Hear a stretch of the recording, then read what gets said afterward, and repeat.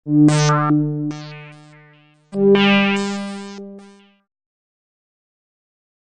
he publicat 3 llibres de divulgació científica i el primer se diu El lladre de cervells, el ladrón de cerebros, que és un llibre que s'ha utilitzat molt en educació.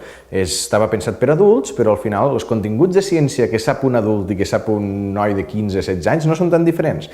Llavors, fa uns mesos, l'editorial me va dir de l'edició de Bolsillo ens en quedarem 3.000 i destruirem 2.000 llibres. Com destruireu 2.000 llibres? Diu, sí, ho fem totes les editorials. Quan calculem que no es vendran, els destruïm, els reciclem. I dic, i me'ls puc quedar? I diu, si els vens a buscar pel nostre polígon de Pelejar, sí. Llavors jo vaig anar amb uns pares, vaig agafar el cotxe amb un germà que és gran i vaig anar a buscar 2.000 llibres del lladre de cervells, del ladrón de cerebros.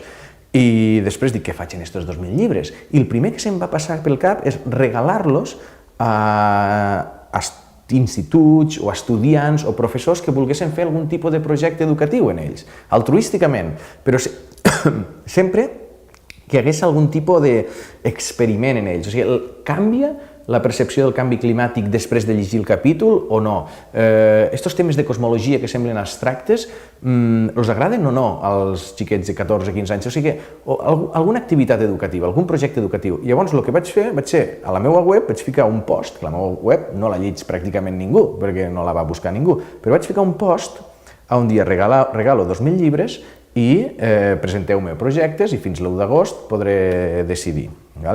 I pagueu vosaltres les despeses d'enviament i tal. Total, que ho vaig ficar també a Facebook i Twitter i l'impacte que tenen les redes socials. O sigui, se va distribuir, aquell post té com a 3.000 likes de Facebook, s'ha distribuït per Twitter i per redes socials moltíssim i m'estan arribant projectes molt ben treballats de Perú, 2 de Perú que són boníssims, de Xile, de Mèxic, de Colòmbia i diversos, evidentment, d'Espanya, de Catalunya, inclús de Tortosa, que jo soc de Tortosa.